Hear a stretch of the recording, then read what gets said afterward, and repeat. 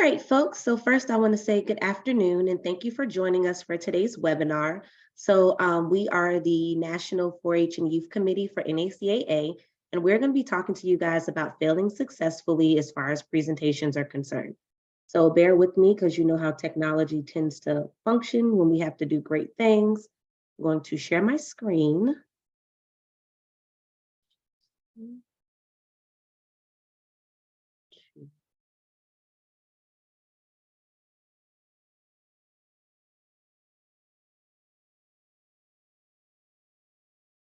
All right, so can everyone see the general PowerPoint for right now? All right, awesome.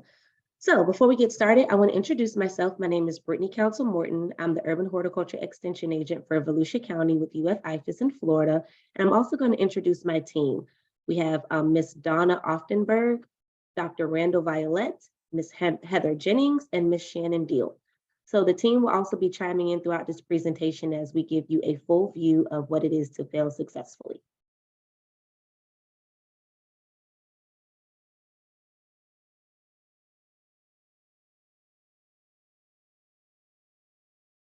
So I already introduced myself, so we'll move forward and I will allow Ms. Heather Jennings to introduce herself and tell you a little more about what her program area is. Good afternoon, everyone. I'm Heather Jennings. I'm with Mississippi State University Extension in Rankin County. I'm the Southern Regional Chair, and my main program areas are livestock and 4-H youth development. Thank you, Heather.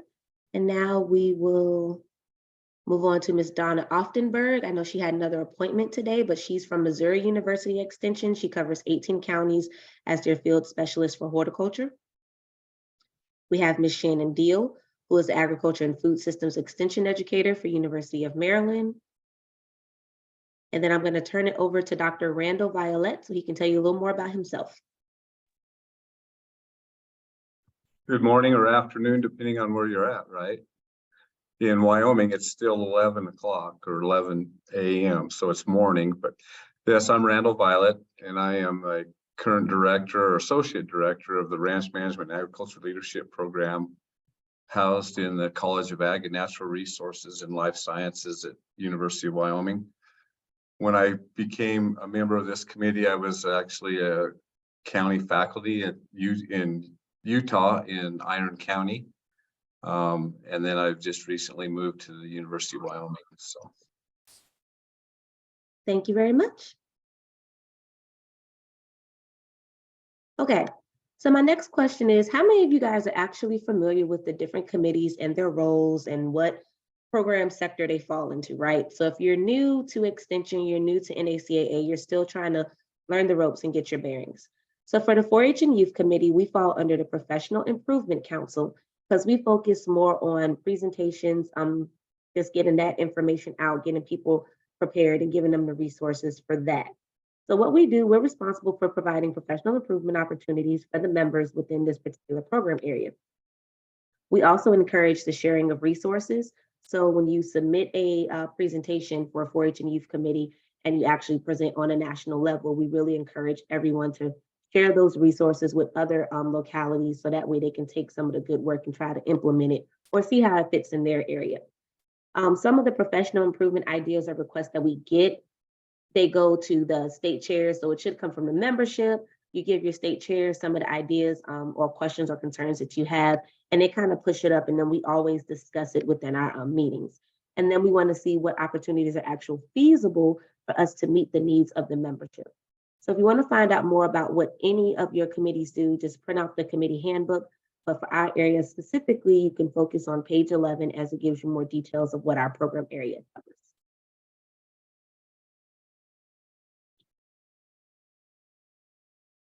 All right, so we're all going to kind of tag team this and just give you our little spiel on what it is that we look for, what are the do's and don'ts, and kind of really pushing this forward. So the presentation guidelines, you really want to make sure that you're answering the so what in the grand scheme of things, right? So when you're thinking about creating that abstract or you want to submit that body of work, you want to make sure you're painting the full picture for us to see.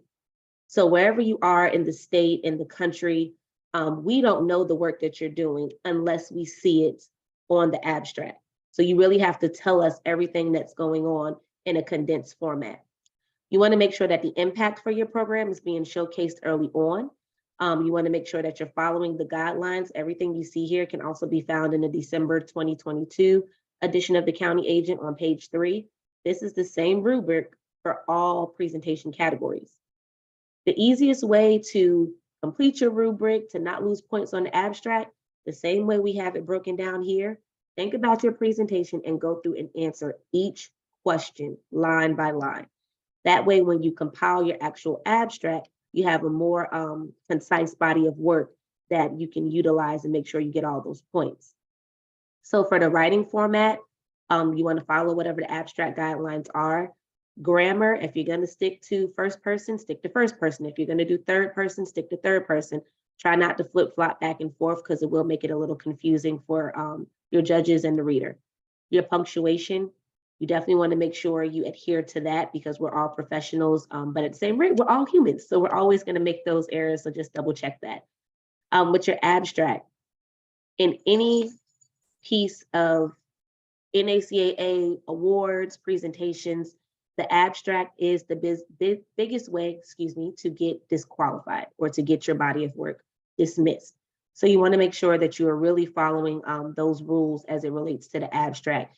And if you have any questions about any of the information you see, you need help, get with one of your colleagues. You can reach out to your state chair, your regional chairs, even me, the national chair. That's what we're here for. We're here to help you.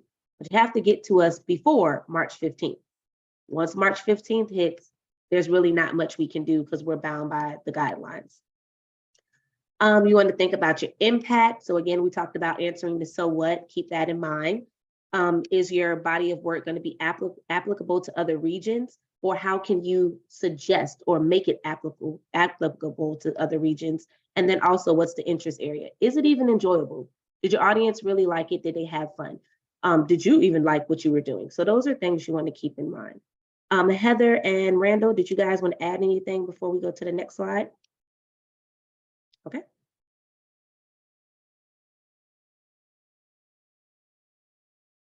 So here we have a little snippet of one of the presentations from 2022. And this is a good example of a good abstract. If you want to see these, you should be able to access them on the NACAA website.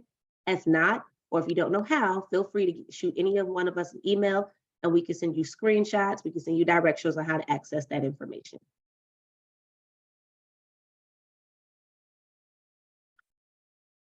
All right. The end all be all takeaway from this particular slide is you don't want to miss the deadlines. So all submissions are due March 15th, 2023. Again, if you have any questions, you want to reach out to your state chair, your regional chair, national chair, you can copy all of us on the email. We'll always get back to you, but ask whatever questions you have. If you're confused about anything, let us know. The author needs to be a member of NACAA and active in good standing. They need to be the lead author. You can partner with anyone, but your lead author has to be a member of the association. And then you want to make sure that the documents that you're submitting have not been published or are not currently under consideration for another publication in other journals at the time.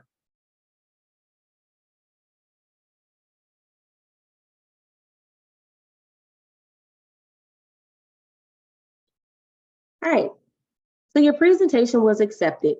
So what? What do you need to do now? Well, now is the time that you really need to practice. You want to develop your presentation or your PowerPoint or however you're going to present it. Do you want to do a model? Do you want to do a video? Do you want to do a YouTube channel? This is your opportunity to be creative with the presentation that you're going to present. You want to make sure that you time yourself and you're recording yourself so you're getting comfortable. Yes, we do a lot of public speaking and extension, but the reality is a lot of us don't really enjoy public speaking all the time. So this is the time that you want to get comfortable and find your soft spot when it comes to doing this presentation. And a lot of times it is difficult to present in front of your peers, but sometimes it's the best group to present in front of because you can bounce ideas off of each other and you can turn your presentation into a brainstorming session for your next big body of work. You really don't want to wait till the last minute to put your presentation together because anxiety is going to kick in, you're going to get overwhelmed, you might forget something. Make sure you're making a supply list for your resources. You want to think about your traveling plans. Are you flying? Are you driving? Are you carpooling? What resources are you going to bring? How big are they? Are you able to get them on the plane? These are all things you want to take into consideration beforehand. And supply kits are very popular with participants. So are you willing to create one and raffle it off as a door prize for that particular presentation? Are you willing to create a resource list and let people provide it to people so that way they have access to those resources? Or are you willing to share them on a Google Drive or do how-to videos on how to set that up? And more importantly, you really, really, really want to have fun. Because if you're not having fun with your presentation, it's going to show in your delivery, and you want to have fun with it. You did all this hard work, you did the work, you're letting everybody see what you have going on. So you really want to make sure that it's fun and it's enjoyable.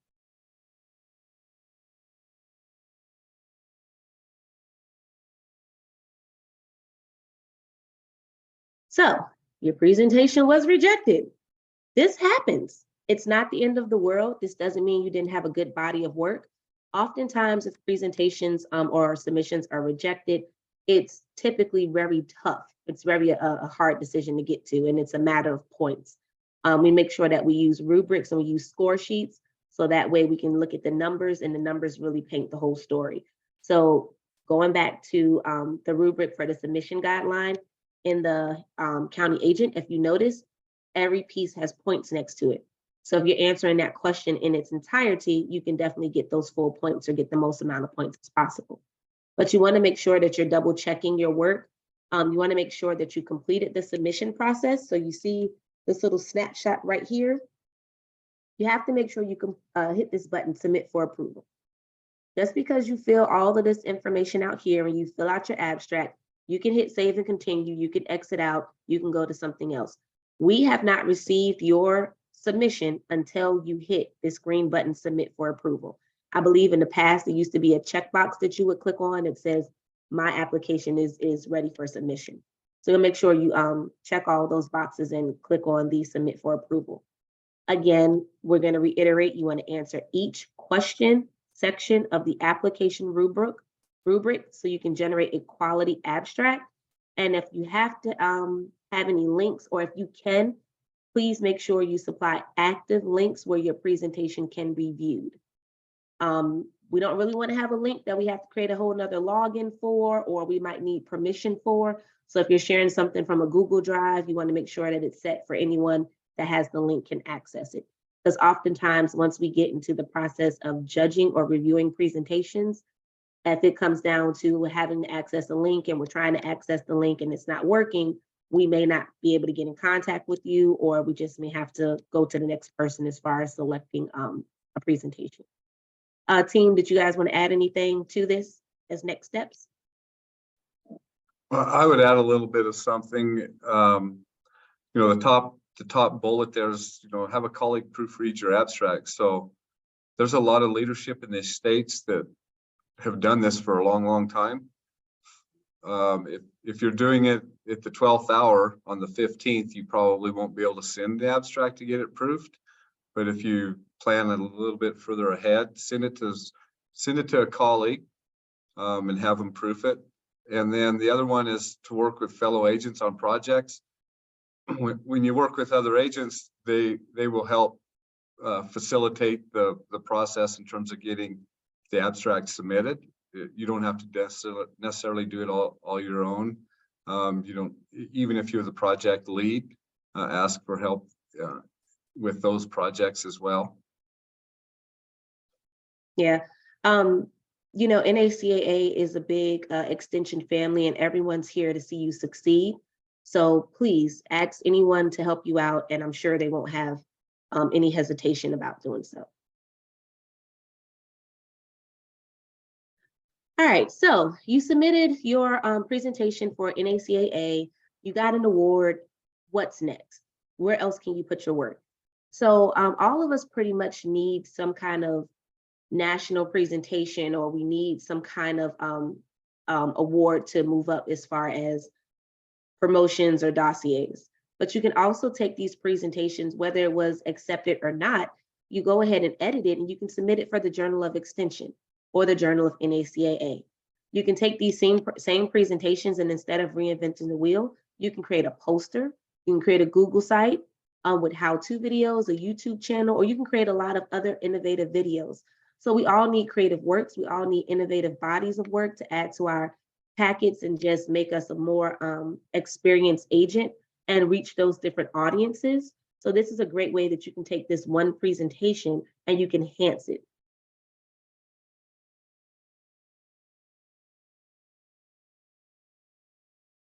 So the benefits of presenting on a national level is you can get cash awards that can be used for programming or personal based on the guidance, and it can count towards grants. So some cash awards you get can actually go directly into your pocket, and some of them you can use towards your programming account. It can also lead to presenting on international levels as well. So when you're presenting on a national level, you're making a lot of new colleagues, you're meeting a lot of people, you're networking, and it can lead to some other opportunities outside of your comfort zone. So don't be afraid to step outside of your comfort zone when it comes to presenting. You can also add to your professional development overall, or your professional fulfillment of being an NACAA member. If you're thinking about going up for an officer or a committee chair, some of these presentations, when you go to fill out your application, it's good to have additional information up there and they'll help you move forward.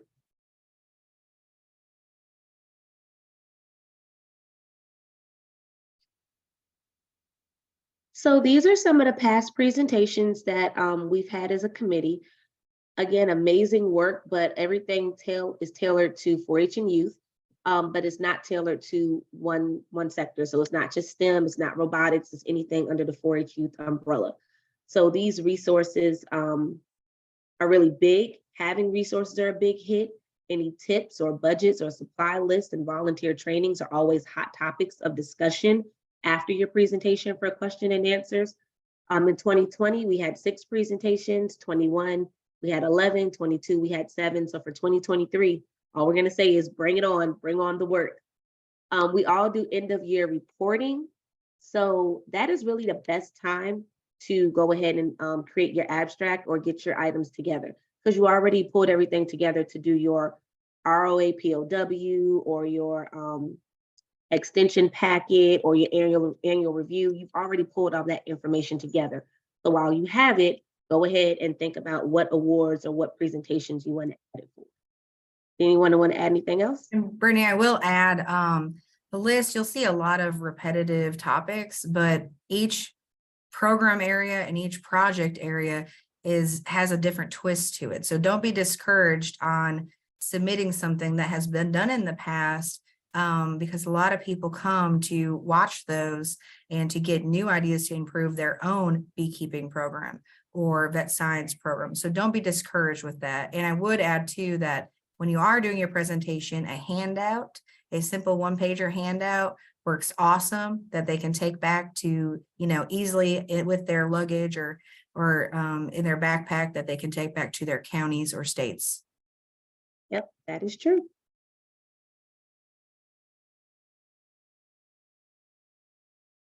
All right, so some last minute information. So where do you submit it? We have the website here for where you submit your presentation application.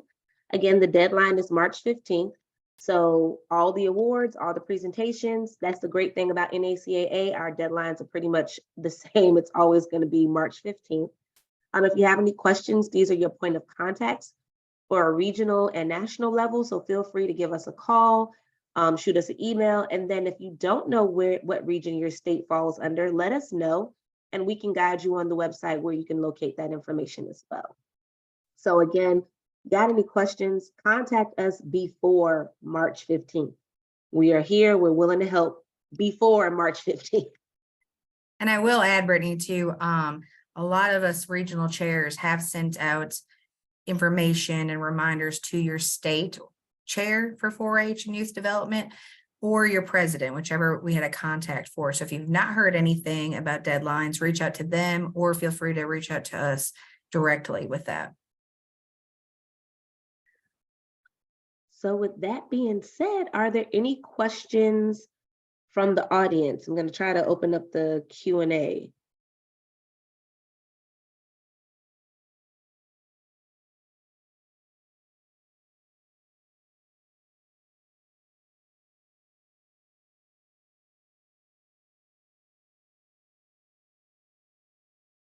All All right, so I'm not hearing any questions and I'm not seeing any.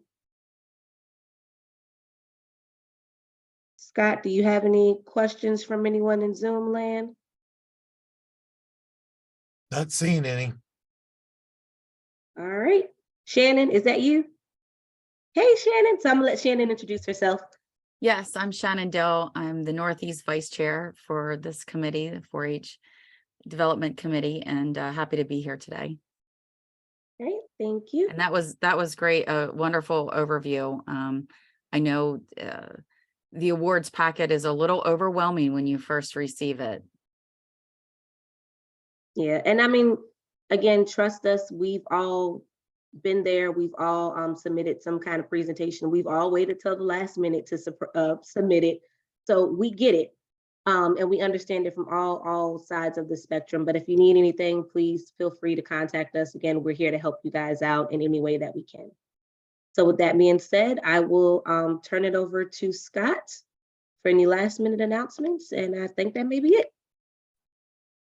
Yeah, really, just as Brittany mentioned, if you have any questions, or maybe if you have problems logging in or finding the exact page, either if it's a login problem, you probably need to contact me, because I'm probably the only one that'll be able to get you in there, but glad to assist any way that I can with the process, or if you've got questions or concerns, just reach out. Great. Thank you, everyone. Have a wonderful day.